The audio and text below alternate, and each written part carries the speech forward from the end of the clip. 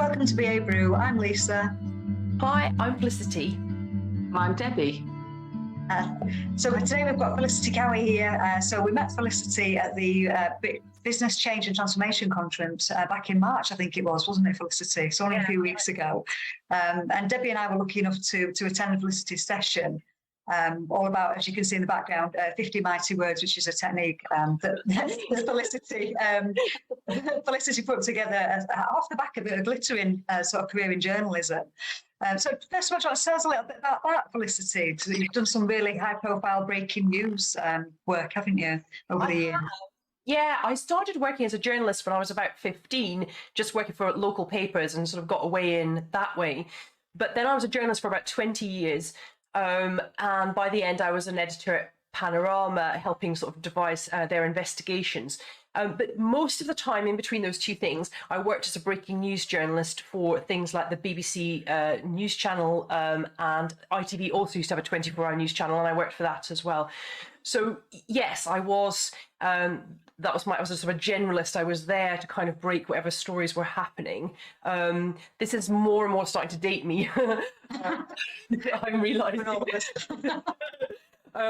But yeah, some of the biggest stories that happened on my shift, and some of the most challenging definitely to report, were the tsunami that happened around about Boxing Day, and I think 2005, the London tube bombings in 7/7, the capture of Saddam Hussein, things like that. So yeah, these were all stories that kind of broke out of nowhere, really, that nobody was expecting. And I did cover things as well, which were not quite so grave, things like the millennium, the turn of into when I think, although that obviously wasn't a breaking news event, it was very much planned for, but there was so much uncertainty around what was going to happen to our systems with the millennium bug, and would we even be on air? So yeah, it was a fantastic career, and I really enjoyed it. Oh, brilliant. So obviously you've got really good at sort of very quickly sort of identifying information and analysing information and getting a message together from that to make it informative, quite succinct, to make sure that you're sort of communicating the right thing at the right time.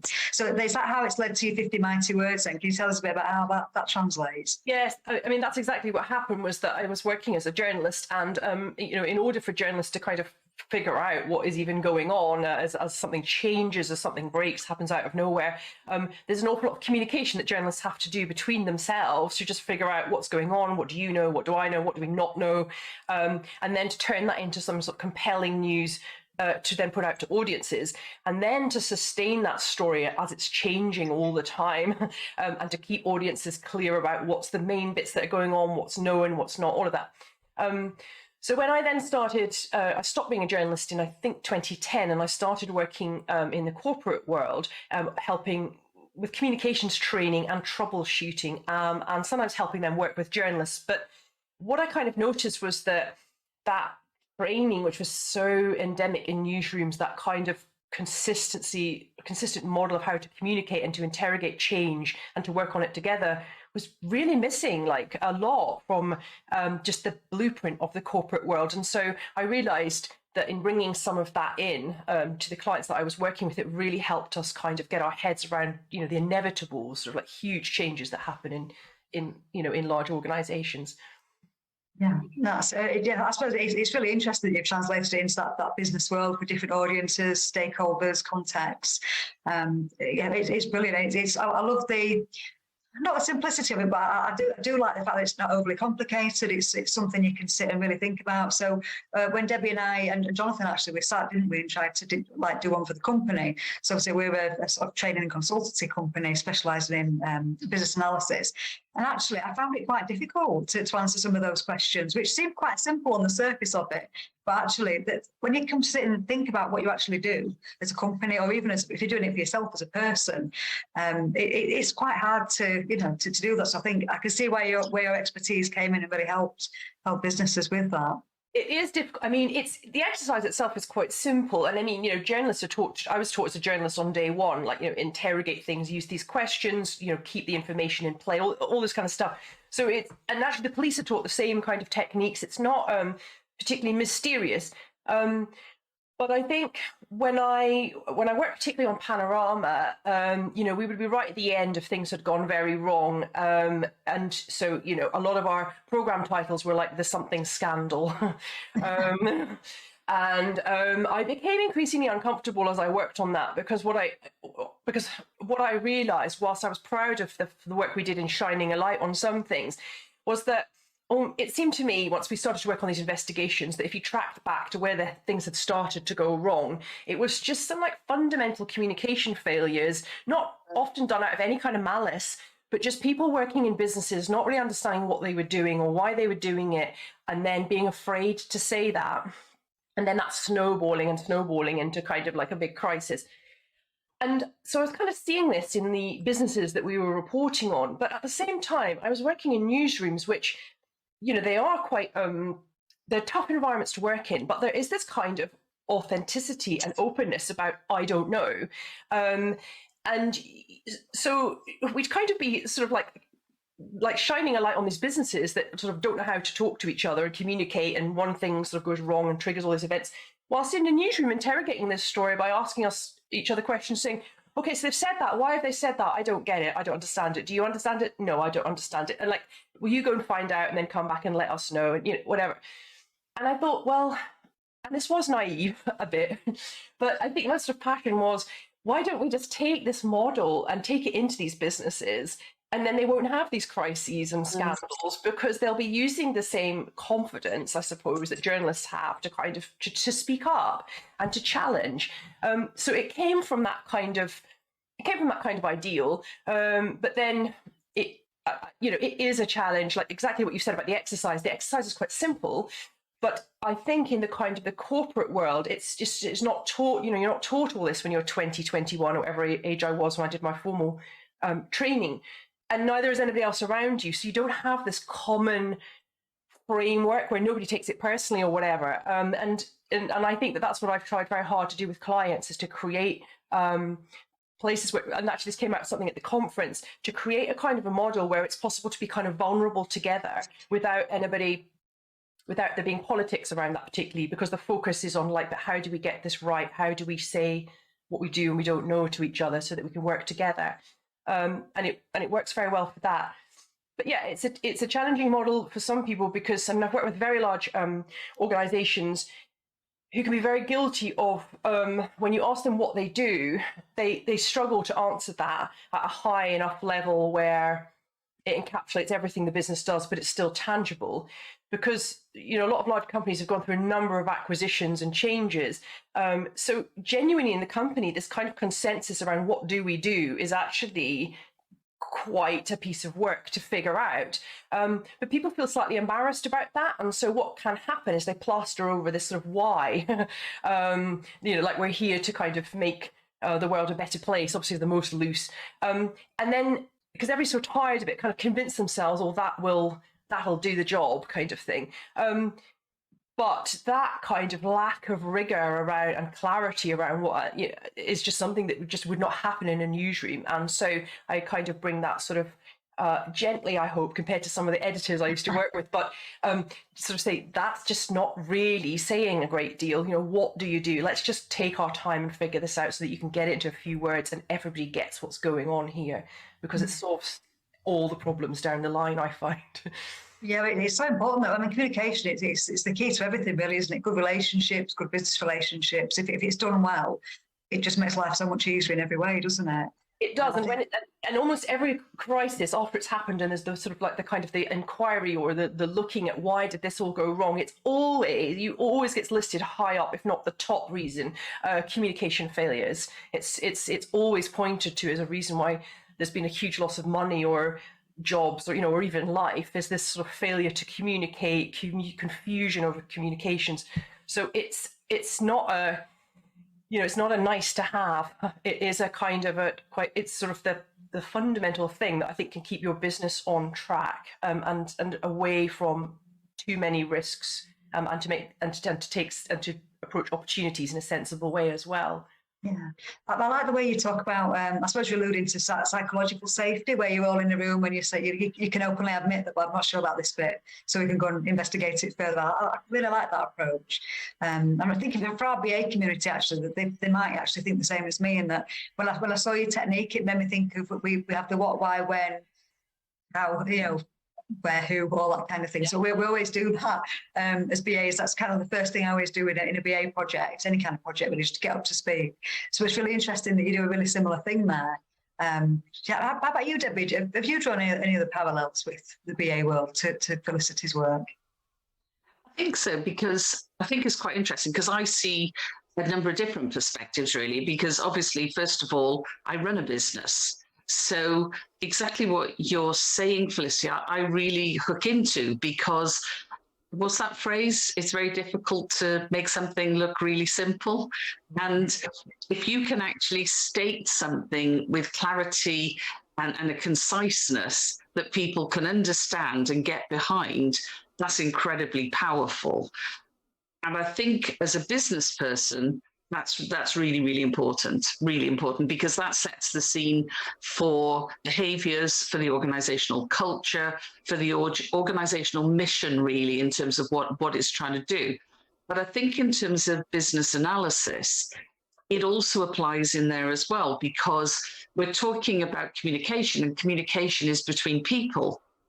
And within business analysis, we talk about the stakeholders we work with. And there are so many, and they have different perspectives, and they have different agendas, et cetera, et cetera, et cetera. And if your messages aren't clearly articulated, then people will interpret, you get ambiguity, people make assumptions. And in terms of then trying to change or improve a business, you start getting into deeper and deeper water that is difficult. And one of the techniques that we use, that people who listen to this podcast know I love, which is CATWO, right at the heart of it is about why. It's about worldview. It's about understanding, where is it this particular person is coming from? And when you were presenting on your technique, Felicity, I immediately thought this is so relevant to business analysis, because that start point of, okay, what is the worldview we're espousing here is so critical. And then looking at some of the other questions, you can move on to thinking about, okay, well, what's the service offering here? Whether that is a particular business situation, an entire organization, a division of an organization, whatever it is, what is the service offering here? And within CATWO, I always then say, and then the really important question, who's it for? Which again, taps right into it. And if you can understand those things, whatever your business situation, and whether it is the entire business or just a smaller part of it, you get that clarity. And if you don't understand that, you don't have it. And clarity, to me, just drives everything. So I think as a technique, we can all use it and really use it to do something quite effective. Yeah, I think when I one of the way that my method kind of got born was when I worked as a journalist. I kind of tried to estimate this. I reckon I probably heard about 100,000 pitches over the course of the 20, 30 years that I was a journalist. Partly because I worked on the BBC's main planning desk, and of course we had like tons and tons of stuff coming in there. But I would find this was really put to the test for me as a listener. And, when I was on a planning desk, it was my job to find stories. So I wasn't just like a busy journalist who didn't want to know. I actively wanted to know. I wanted people to pitch me stuff. But I would be like crying inside, like just thinking, get to the point. Like, what do you do? Like, what's the story? And I could see, I could feel a lot of empathy with people, because I could see that they were trying very hard to come at it in a way that felt right for them. But I thought, this just isn't doing it for me. Like, I need 50 words of like, who are you as a source before I even get into what your story is. And so a lot of what I teach sort of comes from that, is just knowing what it's like to be the listener. Now that's obviously being a journalist, but I work with people who the stakeholders they want to engage and who are critical to the success of their project, maybe, you know, frontline doctors and nurses, these people do not have time to listen to this kind of noise. They need like a very crisp, like, this is what we're doing, this is why we need you, for them to engage in the first place. So yes, so what I'm trying to teach is a way that is, it's not the whole story by any means. It's enough to just engage people in the first place so that then they then start to want to know more about you. So it's kind of sits in that sort of, in that place. But it is hard to do because it's unfamiliar, for one thing. It's not really taught. And I think secondly, there's almost this thing that I just encourage people to just kind of get over, which is like, just because something, what you were saying, Debbie, about something appears simple, and people get so embarrassed that they can't do what appears simple, so they think, oh God, I can't describe my business in a few words. How mortifying, you know, because it's embarrassing, isn't it? Like, but you know, it's like, yeah, but you need to practice it, and then you can say it on all news outlets, whether it's print or broadcast. People specifically are allocated to write headlines or shifts where they write the headlines, and they do that with the whole story in front of them. It's an art and it takes time. And I don't see that in the corporate world, that kind of respect for like, this is quite difficult, therefore let's allow ourselves the reality that we're humans, we find this sort of thing rather difficult, but we need people to listen and engage. So we're going to have to kind of like allow ourselves time to get this engaging statement together. Yeah, it's really quite interesting, isn't it? Because I so agree with you.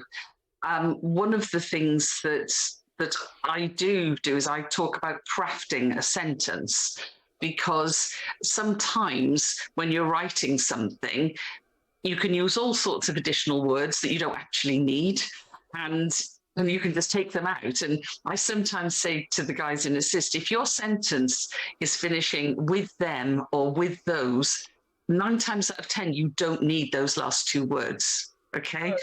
And that's a little tip that I always use. It is. The less is more thing is a huge thing that I teach people, but that sounds, it's paradoxical, you know, less, you still need the right stuff in there, but little of it as possible, really, I think is the way to put it. Yes, and you quite often see things written where the first few words of the sentence aren't needed either, and the bit that's really the nugget is in the middle somewhere. And so I quite often talk about that as well, because we do a lot of writing at Assist, because we write a lot of presentations, course materials, etc. So we're communicating all the time. But the other interesting aspect of this for me is one of the most difficult parts, I think, of the business change world is actually making change happen. And making change happen really requires good communication. And so actually being able to communicate, and I love the concept of 50 mighty words. I like the word mighty in there, okay? Because to me, every word should count. And if you make every word count, and if you do craft it, you're going to get a more effective message, don't you think?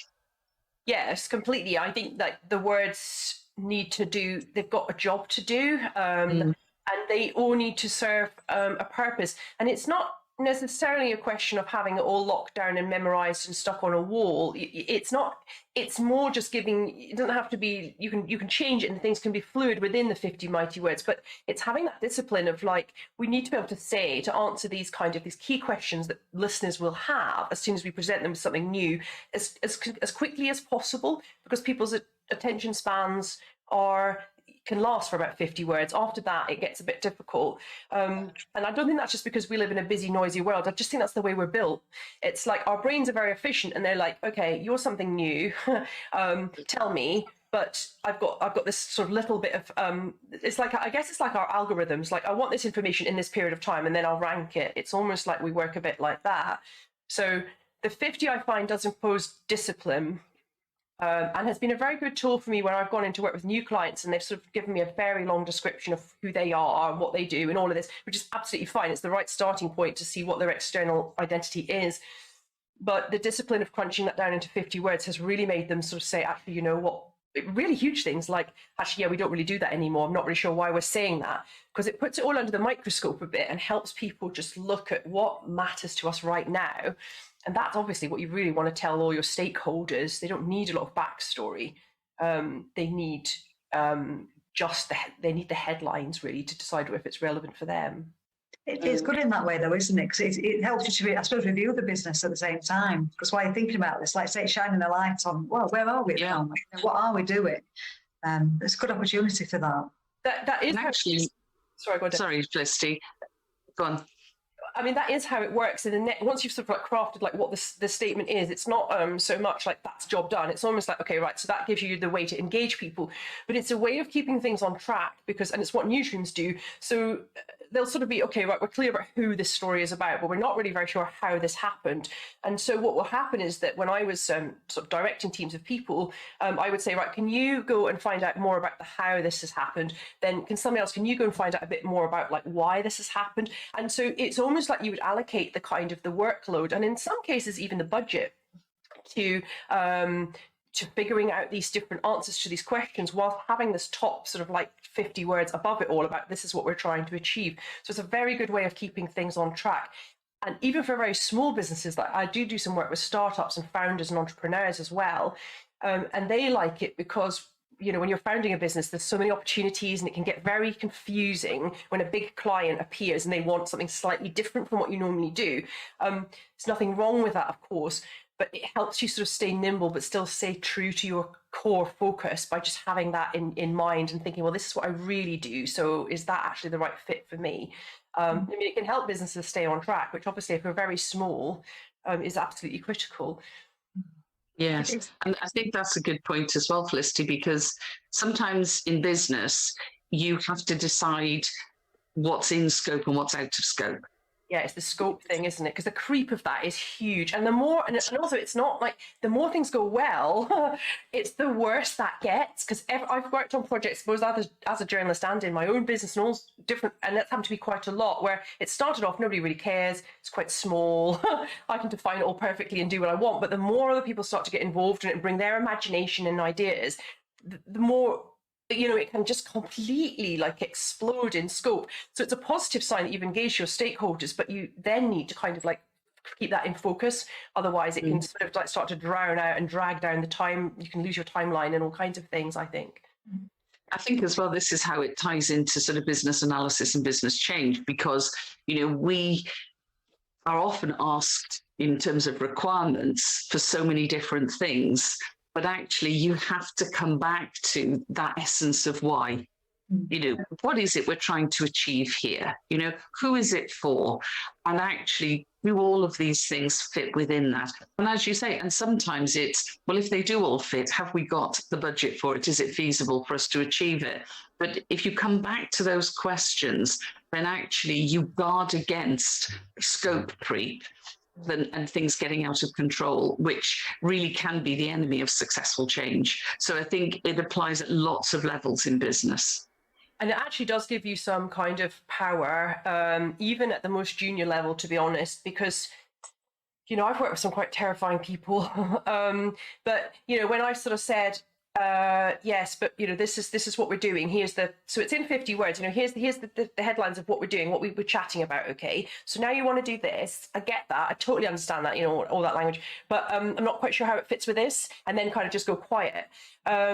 It's really, really good at refocusing because the whole statement in itself is not nebulous, it is very tangible, and it is about why we're even bothering.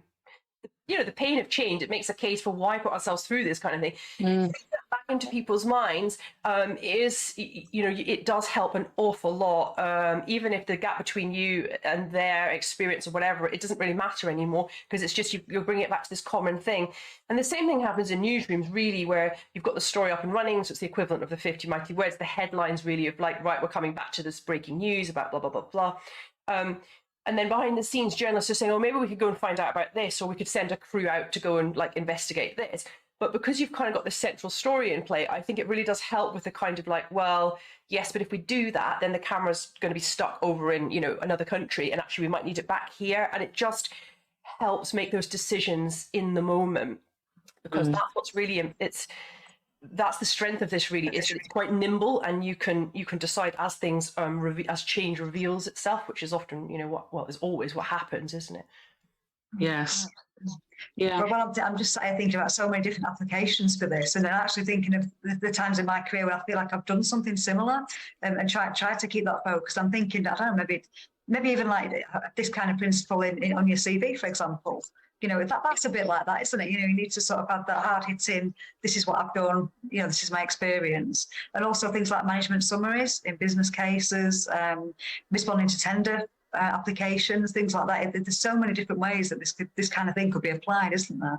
There is, and actually the good thing about this is the consistency of doing that. So what tends to happen as humans is that we get very excited about new things, and we think other people are excited about new things, but actually our new thing might not, you know, what's new to them may be very old for us. So sometimes I'll go and work with clients and they'll be like, oh, we're doing all of this, and they'll tell me all about a campaign that they're doing, but I don't know what they actually do when they're not doing that campaign. And so as a completely like new visitor to the situation, I'm like, is this the business or is this your campaign? And sometimes you'll see the website homepage is plastered with the campaign and nothing about what the business is, what it actually does.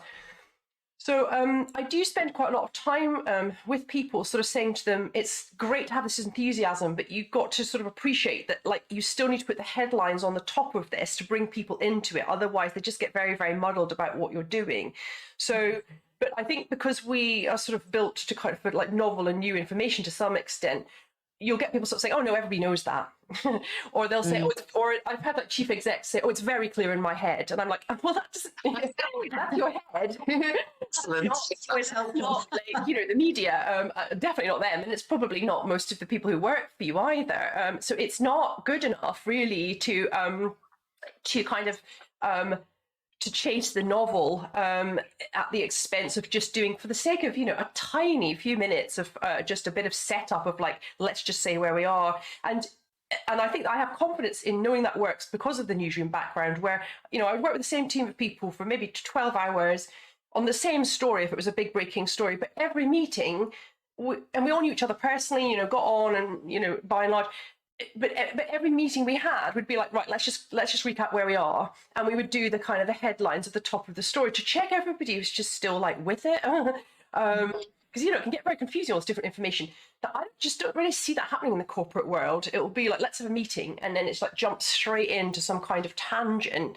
Somebody's been on holiday maybe for a week and they have no idea like what's now going on, and that's the danger zone of assumptions, and people are afraid to sort of say, I don't actually, I'm sorry, I'm a bit confused. So I think there is a kindness to sort of say, let's just open this with a very quick recap of what we're doing here, and that's where the 50 words can sort of kick off your meeting, or your introduction to yourself as well. In many cases, when you're bringing in new stakeholders, you need to, I suppose, in a way, have a sort of respect for the fact that they may have no idea what's really going on, even though they're politely nodding. So do that work for them. Don't make them uncomfortable and feel they have to ask, and just tell them straight off. I think that's a very powerful thing to do for other people. Yes, I think that's right, because we run workshops. That's part of what we do. We have meetings all the time. And actually, you know, we always say, you know, explain why we're all here. You know, because otherwise you're going to have people in that room. And if you just start off with, I don't know, getting people to do some sort of icebreaker or start discussing things in detail, they have no context for it. And context is so important, and it's so important to the work we do, because without context, it can all be quite meaningless. And so that sort of idea of, okay, let's just restate, you know, why we're here, what we're trying to achieve, you know, who's involved or how we might go about it, or that, I think is just incredibly powerful. And it's just really nice the way that you have put that together, because it's memorable as well. And memorable is always good. Yes, exactly. And the more you repeat something as well, you know, people think, oh, I don't want to appear boring. I don't want to appear like I don't know what I'm doing. You know, there's all these insecurities around it. But actually, you know, we know, like, if we're on the receiving end of information, or, you know, say we like fancy buying something that we're like, oh, I don't know. But then you sort of, it comes around again and again, and it's like you see it again in an advert, or a friend talks about it, or whatever. It's like the familiarity of seeing the same thing a few times does make us calm down and think, well, actually, yes, maybe I will buy that. Now I understand it a bit better, or whatever. And that's just, you know, buying something financially perhaps. But I think the same thing is true of ideas. Like, we can hear something and think, and then it sort of comes around again, but we hear it in the same kind of language. And then another person is talking about it and using similar language. There's something deeply reassuring to us as humans when we hear that consistency and that repetition. And I think that's one of the. I think that we can have courage in repeating ourselves when we That's like a so hard to get this information together in the first place. It's not just chuck it out there once and then it's like, everybody should now remember it. That's crazy. It's not for that purpose. It's not a memory test or memorizing a poem at school or something. It's like, it's a tool to just kind of like get everybody's brains nice and calm to kind of like start sharing information and bring in the new as it's appearing. Yeah, it feels organised. It feels quite organised and quite systematic almost, applying that same structured approach every time, doesn't it? So just in terms of that, as well as working with people, you've also published a book recently, which we can see behind you there, Full Exposure. Just to hand you what I... That's who made it as well. Yes, I did publish this book. Yes, it was published last year and it is nominated for a Business Book Award, which is extremely exciting. And I find out about that next month in May. When we're recording this, I guess we'll know quite soon. And it is really focused on helping businesses get exposure for what they do. So that obviously has implications of, engaging external stakeholders. And particularly for engaging the media is sort of where the book comes from. But I still have found, and I wanted to write that because I felt I had this toolkit in my head of just stuff like, how to write a press release and what to say and what not to say to a journalist and how they think as well, so that it was no longer just in my head and it was just a resource that people could buy and use, because I felt like it, that it's knowledge that's useful. And for small businesses and and individuals, I wanted to give them something affordable that they didn't have to spend a ton of money to kind of like to get. So that was the thinking behind it. But it is used. I have found it's being used quite widely by clients who have no interest in talking to the media whatsoever, and that's not within their job description or remit. But it's useful because journalists are kind of the toughest stakeholders that you can end up dealing with in many ways, because they are. In some ways, they're very useful because they're the most blunt. So they don't tend to sort of politely nod whilst not listening to you and then going off and doing their own thing. They will sort of say, I have no idea what you're going on about, like really bluntly to you down the phone. So they're, they can be quite brutal to work with and to grab their attention. So the techniques in the book are whilst targeted at media, my feeling is that being some of the toughest stakeholders you engage with, that the practices in there are quite useful for just engaging with other people. And in fact, as you may know this, in Amazon, and I believe some other companies too, they actually, if they have somebody who's got an idea for a new project or product or whatever, they have to go through this process that they call working backwards, and they have to write the press release and how this thing would land with the media before they're given any green light for even any funding to explore whether the product's a good idea or not. So they've built that how will this land in the world concept into their business development and the things that they do. And so I've used it in that way as well, because obviously if you're making a significant change in a business, if you're bringing in a huge new product or a different strategy, there's quite a big chance this will end up, whether it's you doing it directly or somebody else in your business, it will end up in the outside world and people will scrutinize and look at it. So thinking about how that's going to land at the end of all of your work can be quite a useful way to look at your project right from the start. So I have found that people have started to use it for that purpose as well. And it obviously speaks about the 50 mighty words and the kind of origins of that and why that helps journalists understand, and therefore how it can help other people understand what you're talking about. I think it's fabulous. Yeah, it's fabulous. I think I love the way you brought all your expertise into the business world to help people. I think it's it's really admirable. Best of luck with your book. I hope it gets all the accolades it deserves. We'll certainly be looking out for it, won't we, Debbie? We will. Just so that, have you any final thoughts or takeaways, Felicity, for the audience on this? I think probably that I've touched on, but I think the thing that I find myself telling clients the most and almost giving them permission to do, strangely, is like, don't be afraid to repeat yourself. Like, repeat yourself all the time. Repetition is very soothing to other people. And when you've worked so hard on getting your 50 words, your headlines, understanding what you're doing, don't, just keep that in play all the time. I think people, in our sort of hurry to do things, we sometimes maybe don't value that enough as, and we're so worried about ourselves. Perhaps we don't realize enough how the repetition is very convincing to other people that we work with. It shows consistency and trustworthiness. I think that we know what we're doing, and so that is the piece of advice I find I'm giving people most of the time. And I can see from their body language when I say things like this, I can see their shoulders dropping and a kind of a sense of like entering back into what they know what they're doing. And I think that is something that is useful. I think in some ways what I do is about that, is encouraging people to kind of gain that strength to sort of communicate, because they feel comfortable about what they're communicating about, because they're living it and they're doing it all the time. Yeah, it's that familiarity, isn't it? Yeah, definitely. Debbie, how about yourself? Have you got any final thoughts or takeaways? Well, I've got two very short ones. The first one is always understand what the point of something is. So it's starting with that why and really understanding, what's the rationale, what's the purpose. The second thing is, if you're sitting there not understanding, you can almost guarantee most other people in the room don't understand either. So ask. Absolutely. Well, thank you both for joining me today on the podcast. Thanks for watching. So if anyone has any ideas for any future podcasts, please do write to us at babrew@persiskd.com. Thank you. Thank you. Thank you, Lisa. Thank you, Debbie.